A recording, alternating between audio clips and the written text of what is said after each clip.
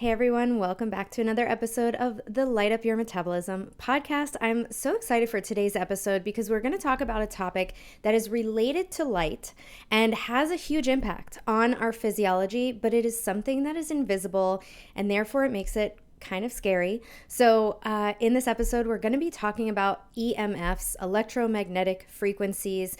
This is another way of saying radiation. We're going to talk about the natural forms of radiation that exist and also the non-native or non-natural forms, the man-made forms of these frequencies and their impact on our health and our metabolic health. So, I know this topic for me personally makes me feel a little bit anxious because it's these waves that we can't see and they're everywhere, and everywhere you look there's new 5G towers, and I'm on my screen more than 12 hours in a day, and so it's like, what are these things doing to me?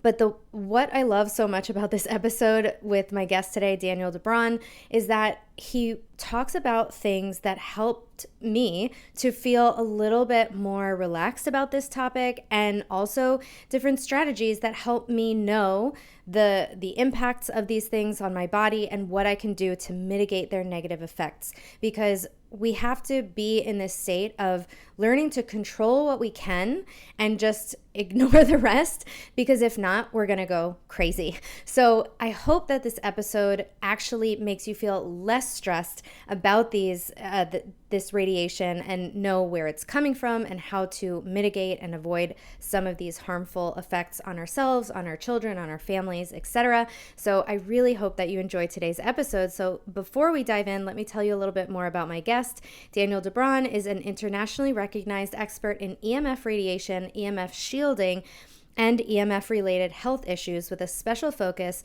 on the effect of exposure from mobile devices such as laptops, tablets, and cell phones. His concern regarding the health impact of EMFs grew from over 30 years of engineering experience in the telecommunications industry, where he held a variety of executive positions at SAIC, Telcordia, AT&T, and Bell Labs.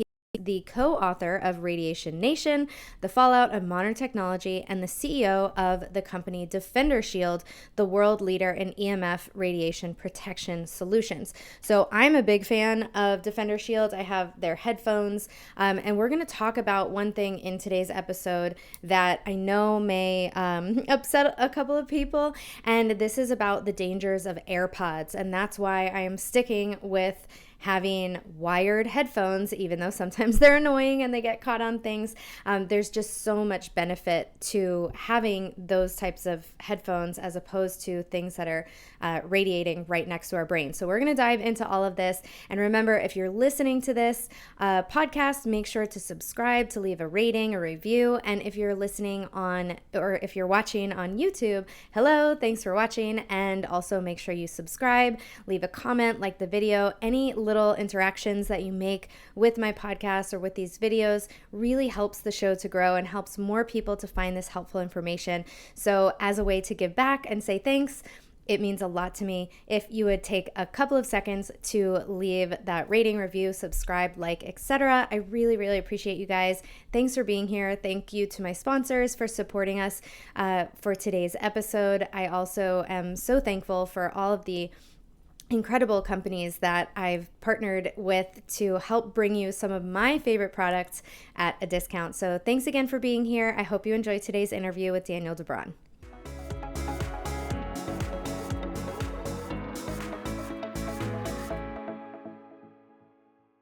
So thank you so much, Danielle, for inviting me to your audience today. I so appreciate it.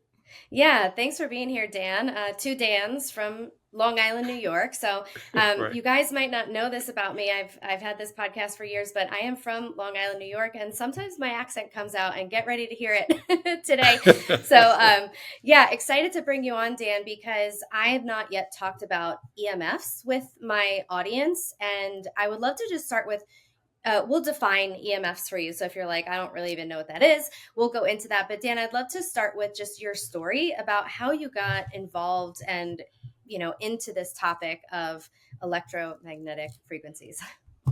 So, Danielle, I was in the Bell system. I actually worked for Bell Labs many, many years ago. And my role was to help develop the standards and test technology that was being deployed in the networks. And I did this for years and years and years. In my early 50s, I actually retired. And then I started working. No, I retired, and my wife, my adult sons were visiting, and they had their laptops in their lap. And my wife says, "I want grandchildren. Get those laptops off your lap." Mm-hmm. And I looked at her and I said, "The power levels of a signal is not sufficient to interfere with the biological process at all, in my opinion." And of course, I thought about it a tiny bit, and I said, "Well, I was always on the electrical side. I wonder if there's any evidence that maybe that could be true." Mm-hmm. And so we began looking into the influence of electromagnetic radiation, in that case, a Wi-Fi signal from your laptop. And Danielle, believe it or not, back then, 15, 16 years ago, we knew that after about 3 to 4 hours, the male sperm is 25% reduced in mobility as a result of the exposure. And I said, wow, who would have ever thought that so little bit of energy could actually do that kind of damage to the human body? And so we looked at it a bit more, and we began realizing that there was reasonable amount of evidence that said there was potential dangers with the electronics around us, our cell phones, our laptops, our tablets. And so we actually, because I was an engineer, I developed shielding for a product that would prevent the signal from passing through. So, Danielle, it was absolutely by accident that I got involved. I happen to know a lot about the subject because I was in the industry. And that began our storyline for where we are today. And we wrote a book. I wrote a book. We've done a lot in the industry to try to help educate people so they can be aware of what it is and what it's not. Yeah, that's a very interesting story because it was so by coincidence, just a casual comment. And then it gets you thinking because, I feel like I'm talking more on the show about the harms of light, like light bulbs. It's like, okay, now I can't even, now my light bulbs are trying to kill me. And so it's like, and then we have to go down this route of all this technology. I think there was some study where it's like every 10% of increase in tech spending, we get 1% fatter as a society. And so it's like, what is the connection there? So right. that our technology, I mean, it's not only the fact that it's, I think, making us more sedentary. I think it goes well beyond that. And so maybe we should start by kind of defining like, what is EMFs? I know there's natural ones versus unnatural. So can we start there? Sure. I'll start the story a little bit with describing what's happened over the last 20 years. Yeah. We had the radio signals, but they were far away from us. We had a mainframe when I was in Bell Labs, a real big mainframe that emitted all sorts of energy into the environment, but it was 500 feet away from me. Mm-hmm. Fast forward to today, all the electronics we have is so small that mainframe is now in my hand with a cell phone. Mm-hmm. It's all next to the body. And all of a sudden we have all these technologies, multiple technologies now close to the body. And so where we knew 20 years ago it may influence us when it was far away, now it's right on top of our body. Mm-hmm. And the human body, as you may know, evolves with the environment it's in. And our body hasn't responded quickly enough and evolved quickly enough to handle the energy levels that are being produced all around us. And so that's sort of the story of why we want to think about it now more than we did 20 years ago. Mm-hmm. And then, let's talk about the sources.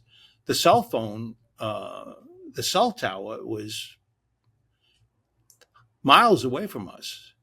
And if we look at technologies today like 5G, those technologies are getting closer and closer to our homes.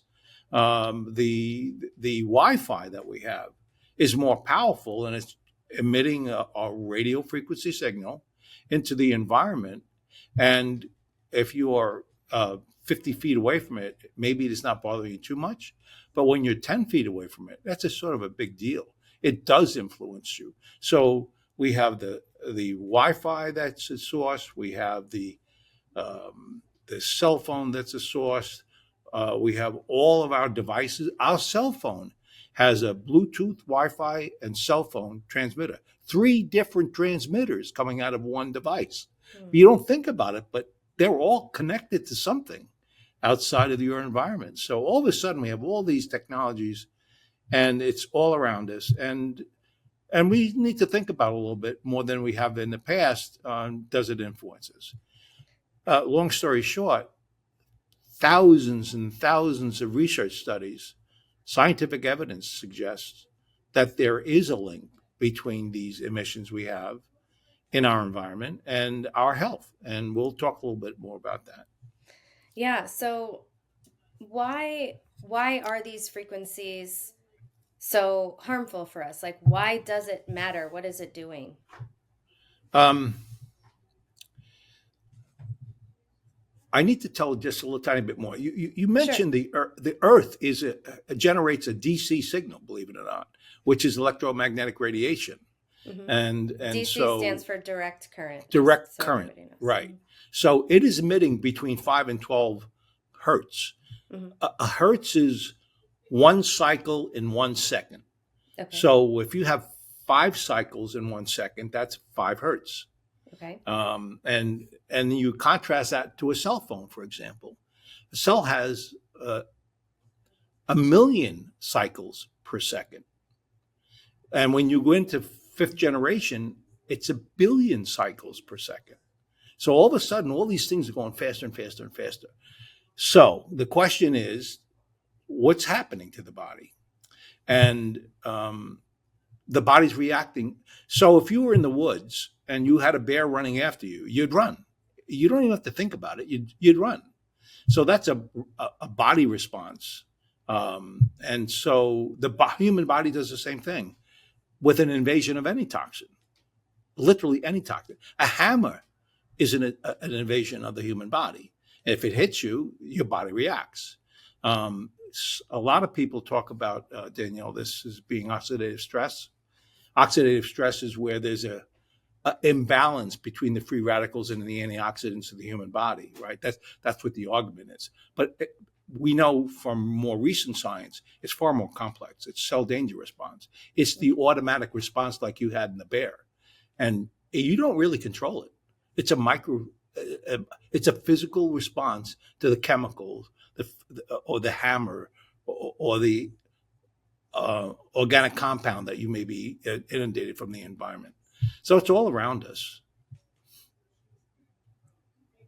Yeah. So the 5 to 12 cycles per second that the Earth is giving out, that's still considered an EMF. That's a natural it EMF, is. Right? Exactly. Mm-hmm. And at the same time, you were talking about light when we started talking first, right? Mm-hmm. And so when you have all these monitors in front of you, the panels that we see and the TVs we look at, they generate a spectrum of visible light. It's also visible electromagnetic radiation. That's literally what it is. Mm-hmm. And so when we talk about that, we worry about most the blue component of that you may have heard of it as blue light. Mm-hmm. Ultraviolet light is at the very edge of the spectrum. That's where we go from what they call a non-ionized radiation to an ionized radiation. In other words, we know X-rays cause cancer if it's too much. Mm-hmm. That's an ionized signal. Okay. This is just below that in the blue spectrum. So when you're looking at a monitor at night, watching whatever you're watching on your monitor or your laptop or your tablet, there is a little cryptochrome protein switch in the back that doesn't turn on the melatonin. It's literally interfering with the human body. There's an example of mechanical human being interference from the visible light. And that light actually is fairly dangerous if it's not controlled to some extent. And it does create premature macular degeneration. which is a deterioration of the macula in the back, and you don't blink much. So you got dry eye. So there's a lot of stuff that happens when you look at these monitors and the impacts of electromagnetic radiation.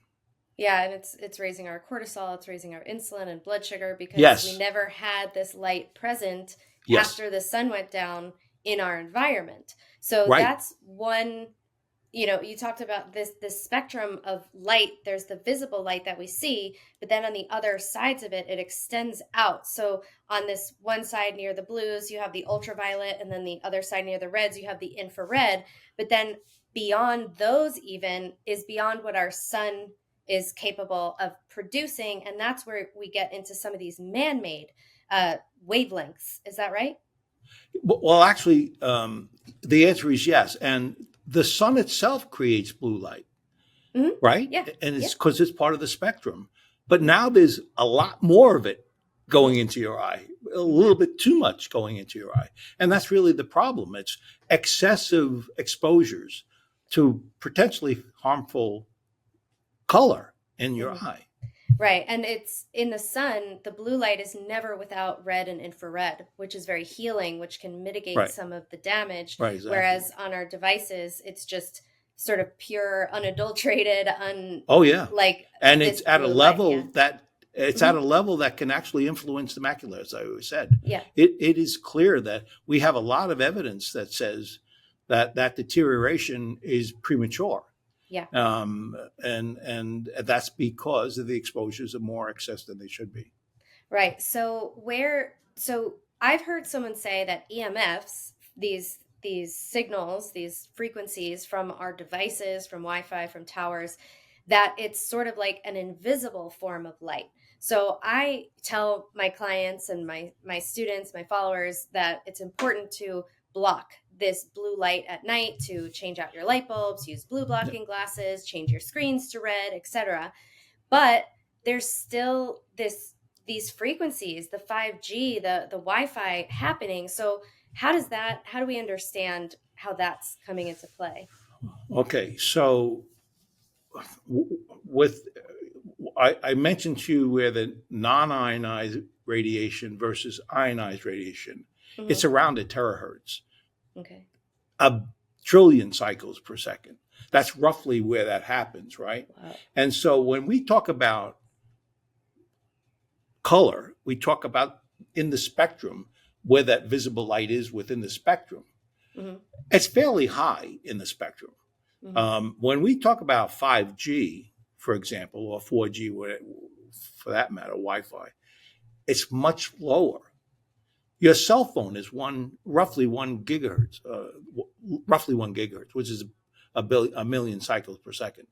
So that we know influences the cell. And it's a different function than the light itself.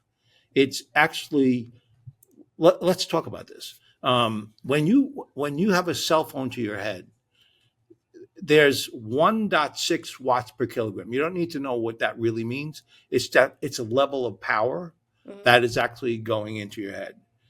There's standards that try to protect the human body that has existed for 30 years or more in the US and throughout the world. When they established those standards, they established them based on thermal emissions. Why do I say thermal? An RF signal at 1 gigahertz is a microwave signal. They're the same thing. So when you are cooking your meat in your microwave oven, it's at 1,000 watts, not 1.6 watt, but 1,000 watts. It's the same frequency. That is 2.3 and a Wi-Fi is 2.4. So they're the same, but the power levels are much less. However, that's why they call it thermal, because it's known that it's going to influence heat. So the standard says you should be not heating that area of the cell phone more than 2 degrees. And it says it shouldn't penetrate the head by more than 2 degrees. Well, let me tell you what the standard was. 6-foot males over 30 years ago, 6-foot males, thick-headed like I am, right? And things can't get through a thick head. at 6 foot. That represents about 2% of the population that's using it. The population that's using it across the board is smaller children, younger people, females. The dichotomy of the interference with the signal is far different. Whereas standards don't represent the people who use the cell phones. And as a contrast, can't go in 2 degrees, can't heat up by 2 degrees, and can't go in by 1 inch or so. With a 6-year-old child using a cell phone, it goes completely through their head. So that's what the standards allow. And by the way, and we haven't talked about any of the implications, the human body implications, the stresses, the DNA damage, mutated cells, and all those kinds of things that occur. But it's only the heat they're worried about. Everything we talk about all the time is the biological impact, the stuff you were sort of hinting about. It's all biological, and they didn't consider it. So there's no sort of limits on, or they're not looking for any of these other impacts. You said they're just sort of concerned about the heat? That's it. That's all the standard was set for. And the FCC, the organization within the federal government in the U.S. that's responsible, they visited it a few years ago, and they didn't change the standard. In the presence of, as I mentioned, thousands and thousands of well-researched studies that demonstrate the known impact of an exposure. Wow. So it's just striking that, like you said, they're paying attention to 6-foot males. We have tons of children on these devices all the time, sleeping with them right next to their heads. I'm sure, using them at very close proximity. We know that if you're putting this up to your head, as people do their phones, that you said the signal just penetrates right through their skull, and more kids have these AirPods on. So like everything that's sort of a smart or a Bluetooth technology, all of these things are emitting these harmful EMFs, correct? Daniel, let's talk about the earpods. Yeah. Now that we know about power levels, right? 1.6 watts per kilogram. We know that, right? A Bluetooth is about 0.3, 0.4. It's a third of the power of a signal of a cell phone. Okay. And then when you use your Bluetooth to connect to the pads, the earbuds, it goes right through your head. 3 watts per kilogram, 0.3 watts per kilogram. We know from science 0.1 watt per kilogram will actually damage the frontal lobe cell. So there is evidence showing that there's increased frontal lobe problems. And it's not just DNA damaged cells. You're screwing around with your psyche as well. There's neurological impacts, there's psychological impacts. And so we've seen trending over the last few years of increased behavioral problems with kids in school. Where's that coming from? Some science suggests that it's from the devices we have around us, but it's not enough to prevent or suggest to everyone stop using it. It's not just clear evidence, but there's science that shows it is. Yeah, just not enough. Yeah, and it's also, I feel, a slow burn. Yes. These things aren't, I use my cell phone once, I'm going to be totally fine. Nothing is going to happen to me, right? But that's not the case.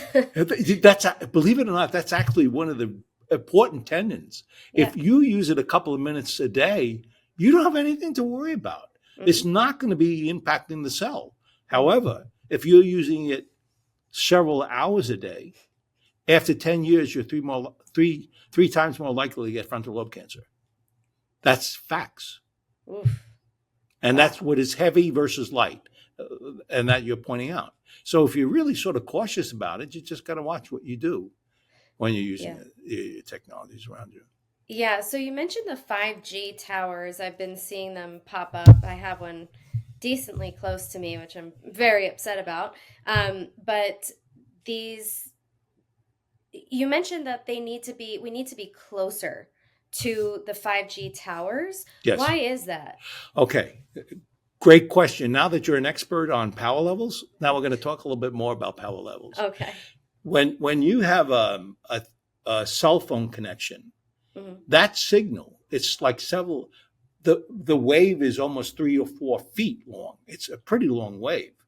And So it for can like go, calling, like a cell phone, yeah, like when you use a cell okay. phone, it goes up to Hmm. 5 miles away Oh, okay. because that wave, its natural characteristics allows it in nature to travel that far, right? Okay.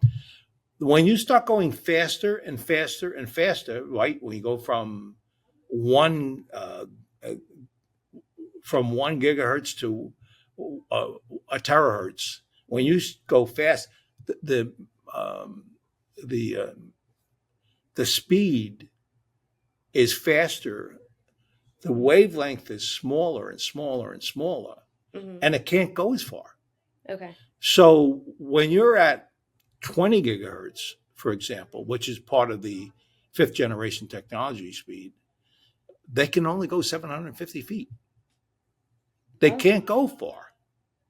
So what they do is they make it very short and they increase the amplitude. The power of that signal goes from 1.6 watts to 40 watts.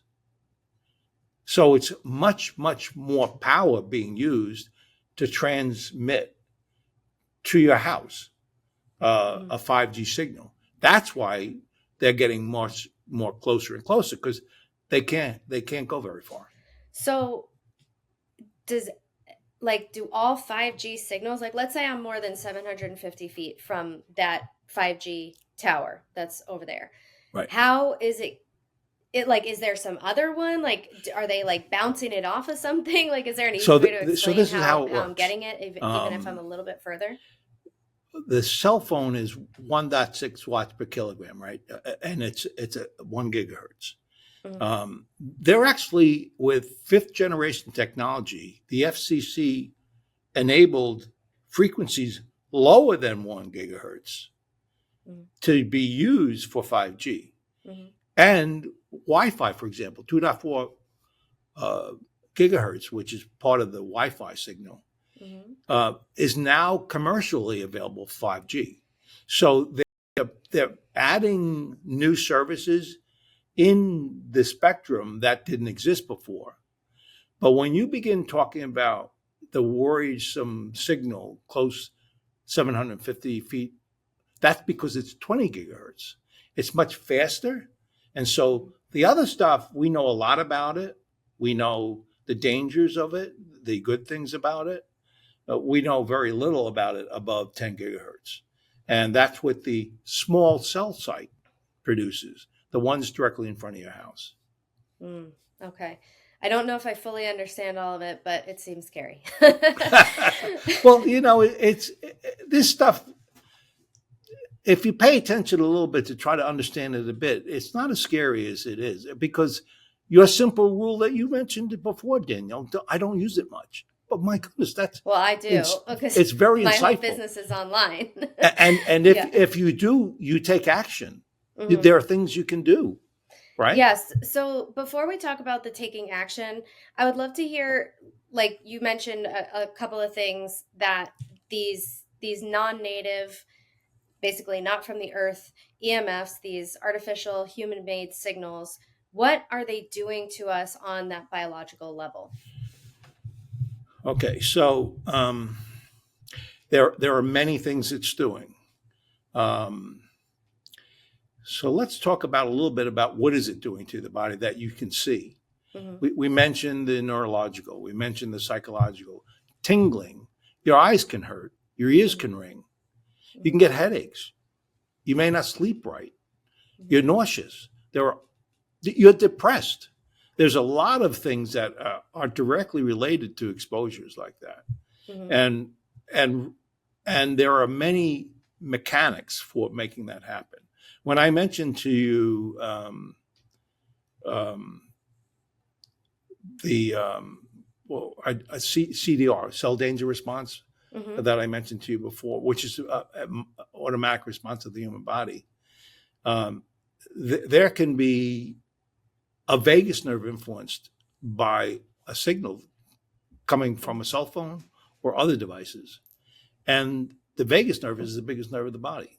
It controls the heart rates, variations, the blood pressure. It controls so many things, all of which we know in studies that we've seen are influenced by these exposures. When you have a friend who may get very close to a Wi-Fi router and they get tired a little bit, what's going on? They're actually being influenced. So they didn't break down ill and die. It was what's referred to as electrohypersensitivity. The human body is reacting to this environment, and I've used it historically. Roughly 20% of the population is electrohypersensitive. That is, when you're exposed, you sort of get a headache or something. When you smell perfume, it's some people just get a reaction to that. It's the identical thing. It's literally the same mechanics of the human body responding to those exposures. And that is likely, I've seen recent studies that show up to 40% now. And by the way, 80% of that population are women. It's not men. It's a small portion that are men, 20%. And so we know that the canary in the coal mine, in a sense, is the woman, and I don't know why. My guess is you're hypersensitive, electrohypersensitive. You know why I know? I think I am. Yeah. You know why I know? Why? Because you have chemical sensitivity. You just said you smell perfume. Oh, if you smell perfume, my guess is 99.9% of the time you're electrohypersensitive as well. Yeah. I've been thinking about. I do feel that this house has a little bit more EMFs than my past house, and I think I feel it. And it's real. It's very real. So one of the things I often talk about is the bedroom. It's sort of important in your restorative space when you sleep and recover the human body, that you try to make that a sanctuary as much as you can. You do not want your cell phones on your table next to your bed. You don't not want a Wi-Fi. You don't want any of these electronic devices. I was on a podcast with a young woman very bright lady, and I was telling her, get those things out of your room. Make sure that your space is clean. And she was very nice and pleasant. Oh, thank you so much. She didn't believe a word I was saying. And so several weeks later, she called me up and she said, my husband and I took our cell phones out of the room. We've slept for the first time in quite some time. It influences and in fact, if you're electrohypersensitive, it's not unusual that you have an alpha when you should have a beta and a beta when you should have an alpha. So in other words, you're walking around to sleep and when you're asleep, you're walking around. It reverses the brain pattern. That can influence the brain pattern. And of course, melatonin creation, mitochondrial recovery, repair, those kinds of things that you worry about. And so I really talk about the bedroom as being very important to sanitize. Yeah, and I tell people, and I do myself, I turn off my Wi-Fi router at night. That's an easy thing you can do. Charge your phone outside of the bedroom. What about putting a phone on airplane mode? I was surprised because I have some, cheap EMF meter, and I thought that the EMFs would go down to 0 when I turned it on airplane mode, and I was unpleasantly surprised to see that wasn't the case. No. Yeah. So to be precise, there's Wi-Fi, Bluetooth, and cellular connections, and GPS. It's always pinging. So it's transmitting an RF signal all the time. That's why putting in a receive mode only helps, but you didn't fix the other problem of you're transmitting out. And that's why it doesn't go to 0. So, wow. That's wild. So what I do when I come Yeah. home at night, I take my cell phone and I Mm-hmm. put it right next to the door. And Uh-huh. then when you call me, remember the other day you called me? I had to run from the living room and almost fell when I went to pick it up. It's a little inconvenient, Uh-huh. but Why that's do you put it next to the door? so it doesn't come into my ambient. Oh, okay. One of the things I always talk about is, as you already know, Mm-hmm. actually you're already doing, is you're trying to reduce the number of transmitters in that environment. Okay. I call that uh, bees in the room. Mm-hmm. One bee won't kill you, 1,000 will. The more Okay. transmitters you have, the more likely it is it's going to influence your human body. So I Okay. generally take everything out. And like you, I turn my Wi-Fi off at night with a Mm-hmm. timer. I got a Mm-hmm. $10 timer, it just turns it off automatically. I get up in the Nice. morning, it's all up, and I never knew the difference. Yeah, nice. I have this thing that I got called like click lights. So I plug the Wi-Fi into this thing, and then there's a little remote, and I have the remote right by my Yeah, bed, and I just, turn off all these lights right. and everything. Very Yeah. simple. And Yeah, then in Wi-Fi. fact, anytime that you were talking about alternating current, um, and that's another source we haven't talked about. Right. But your blower, your hair dryer, Mm-hmm. that generates emissions. Mm-hmm. Your toaster, they all do. Mm-hmm. But generally, we're far away from it enough where it really doesn't become a bother. Yeah. But when you're sleeping at night and there's current flow within the wires on your wall, that actually can influence you. Yeah. That I can go, unplug everything near my yeah, bed. right. Yeah. And that's the best thing to do. That's great coaching. Okay. That's good. Okay, so we talked about some of the impact. So if we have these Wi-Fi or EMF signals at night, let's say from a tower nearby or from our Wi-Fi that we're not turning off, our cell phone, that's impacting this melatonin release and it's Yep. impacting our circadian rhythms. Yeah. Oh, absolutely. Yeah. I'm I glad need you to brought move up. into the woods. I'm glad you brought circadian rhythm up Okay. because it characterizes what your body should be doing in the best way possible. Mm-hmm. You have to worry about, as you know, eating right, Mm-hmm. and don't eat after 7 o'clock because it takes time to Mm-hmm. digest the food you ate. Yep. So when you go to bed, you go to sleep, and when you go to sleep, you have the mitochondrial repair. So it's a cycle of health that's defined by good eating, good exercise, um, sleeping habits, Mm-hmm. consistent sleeping habits, and the circadian rhythm is very, very important to to become resilient to the environment we're in. Mm-hmm. When you don't think about some of these aspects of the circadian rhythm, as is maybe important, you do reduce resilience. We've found from clinics we work with that the more they sort of sustain a good, solid, healthy circadian rhythm, the more likely is they improve, even with electrohypersensitivity. Yeah. Yeah, that's important. That's good. I teach a lot about that, and it's Yeah, a lot to do with and timing.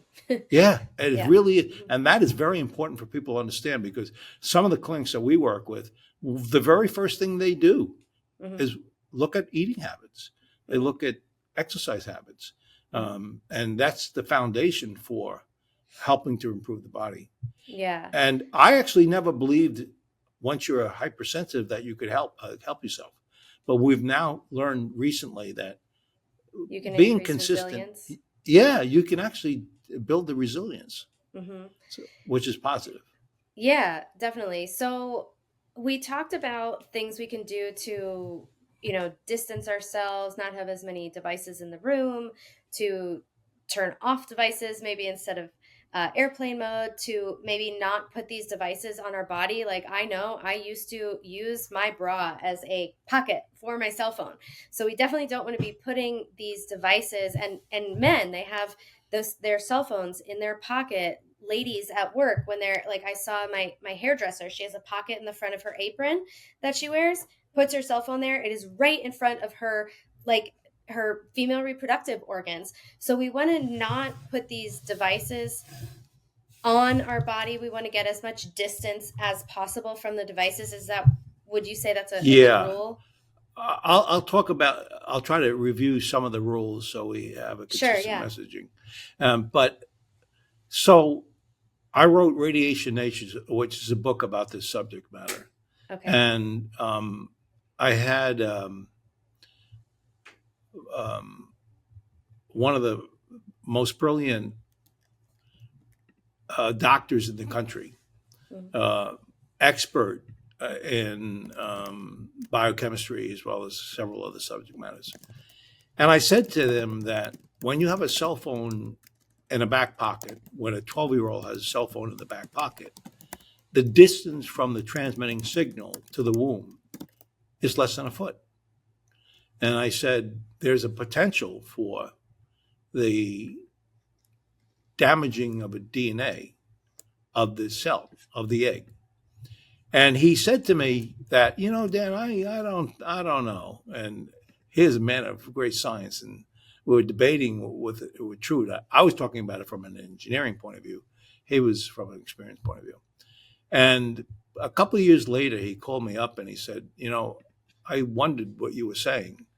And I had a young woman come in to my office.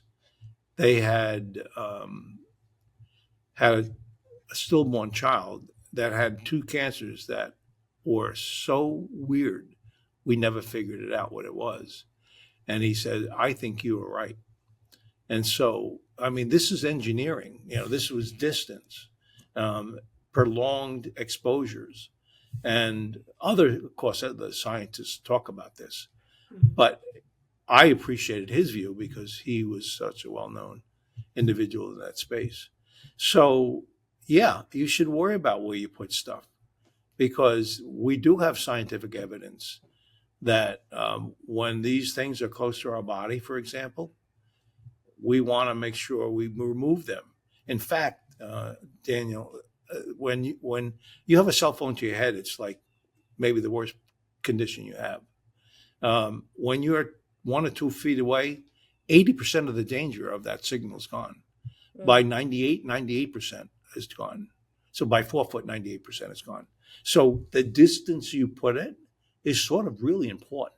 Mm-hmm. And when we talked about the sanctuary in the bedroom, you want at least 10 foot more away. It's just being very conservative. So distance is your friend with these signals. And I don't worry too much about the cell tower that's 3,000 feet away. I worry about the cell tower that's less than 750 feet away. That distance makes a big difference. So when they're really close, worry. But if they're not, okay. Most of the time they're not. All right, I got to check my distance because I know they have really websites where you can see all the cell towers around you, and it's really frightening because there's a lot of them. You don't even see them all, like when you're, in your house. But generally speaking, they're not really going to influence your body. Your neighbor's Wi-Fi, I wouldn't worry about my neighbor's Wi-Fi. Oh, really? Yeah, the power levels are they're not high enough to really do that influential thing. So that's good. Time. Mm-hmm. So you want to make sure if you're going to be using your cell phone or your tablets or whatever you're going to use, that you limit your time periods. Mm-hmm. Less than an hour, hopefully less than a half an hour. Mm-hmm. Distance, don't put it where you are. And that really can help you an awful lot by simply taking the distance. Mm-hmm. If you really do want to use it, like, for example, I have my speaker is in a tube. I have a product that we produced where I've taken the electronics. Oh, there you go. Boy, you have good judgment.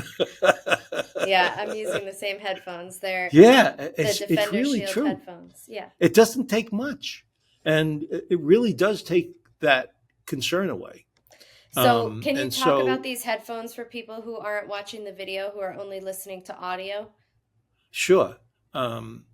When you have electronics going up a wire up to your ear and then converting to a speaker, it's low power levels.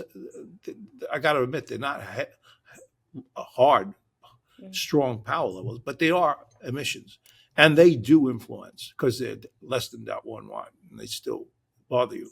And so I simply said, let's try to fix that by taking all those electronics out of that pathway. And that's what we do. We convert the signal into a speaker halfway up the wire, and then the rest of it is a tube. So you literally have a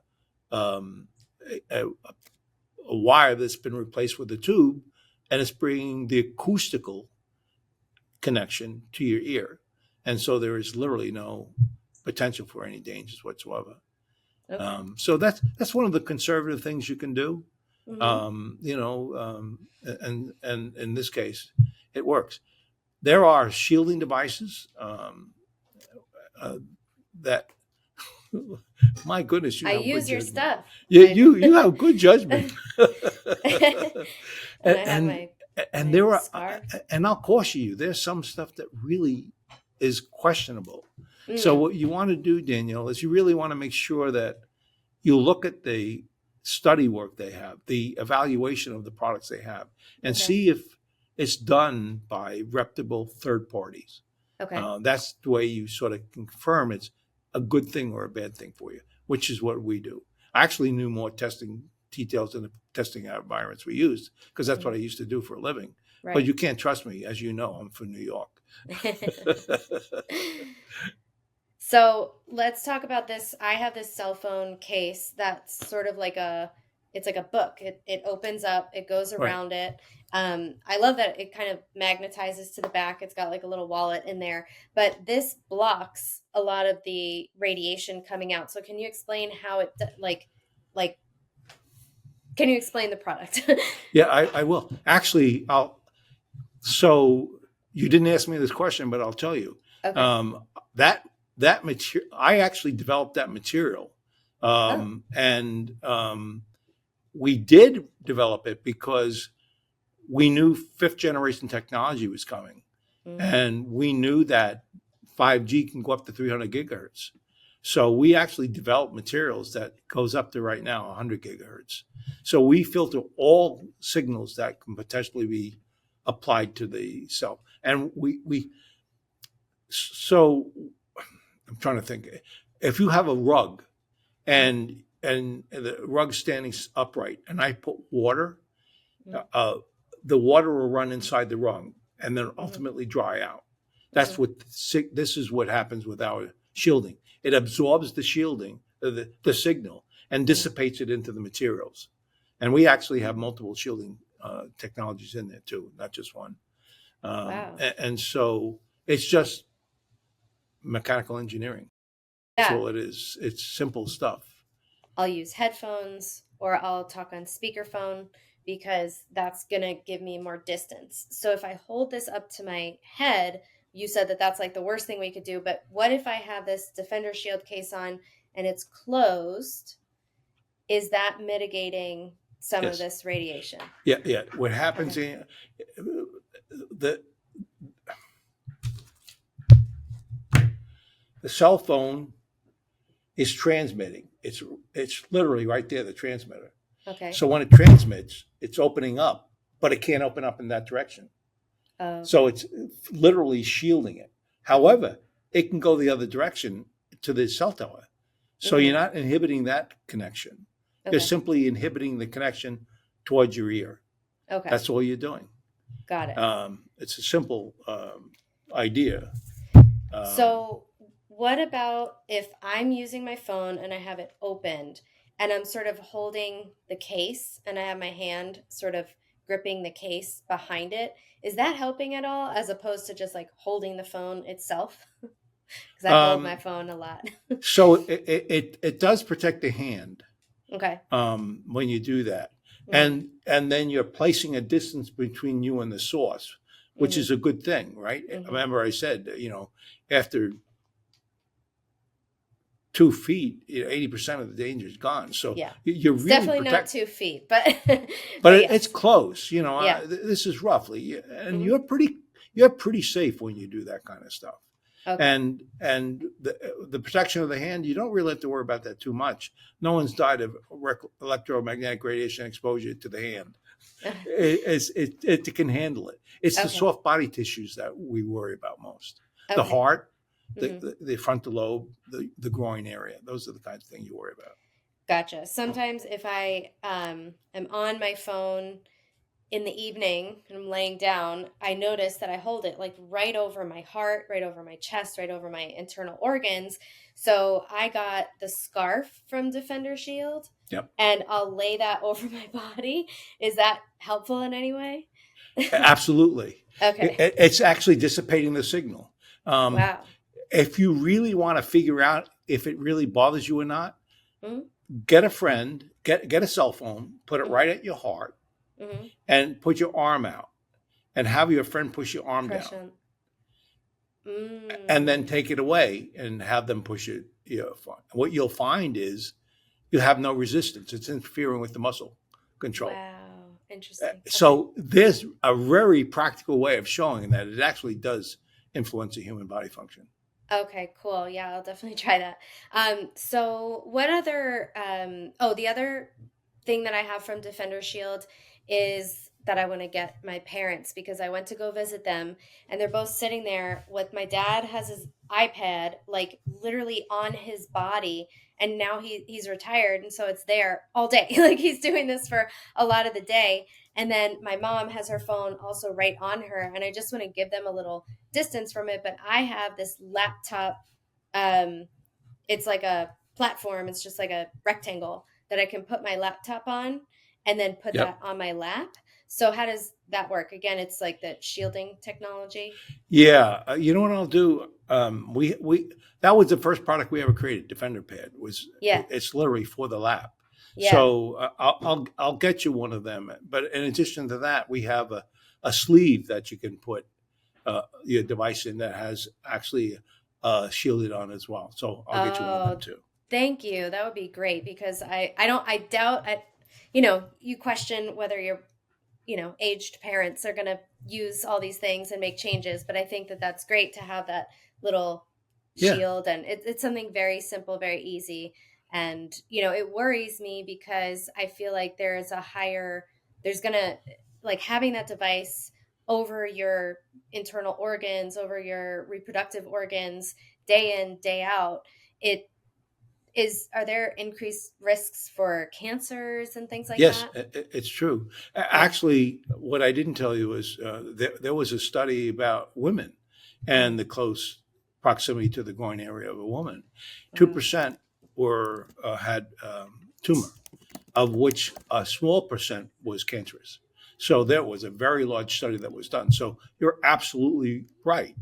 Okay. Simply taking a precautionary measure like that, you don't worry about it too much. Okay. All right. Well, that's great. I am a huge fan of Defender Shield product, so I appreciate that you made them, and I will link to those. I will put that link in the show notes of the episode, so you guys can look at this EMF blocking technology because these devices aren't going anywhere, right? We Right. have to figure out how to mitigate our risk, our exposure, and then that idea that I want people to be thinking about is like we're being so mindful now of our light environment. We also have to extend that to the EMFs because they are this invisible light that we're not seeing. Yeah. And I thank you for coming on today because I think that some of the things that I was a little worried about, you helped to sort of ease my mind about. Yeah. So it's not like we have to be afraid of everything, afraid of our shadow Exactly. here. As But yeah, knowledge is your best friend. yes. You remember Cy Sims in New York? No, no, I don't. Okay, they were a suit manufacturer, Mhm. and they used to say their best customer is the most informed customer. You just simply need to sort of understand it a little bit. It's not something to worry about if you manage it. So you don't worry about these things. You're taking precautionary measures. You really are pretty safe. Okay. Um, and if you want to learn more a little bit about it, you've heard of the Bio Initiative. No. That's an organization that's been documenting studies for years and years. What is Bio it called? Initiative, Bio. BIO Initiative. Oh, Bio Initiative. Okay. Yeah, Yeah, I'll link that as well. yeah.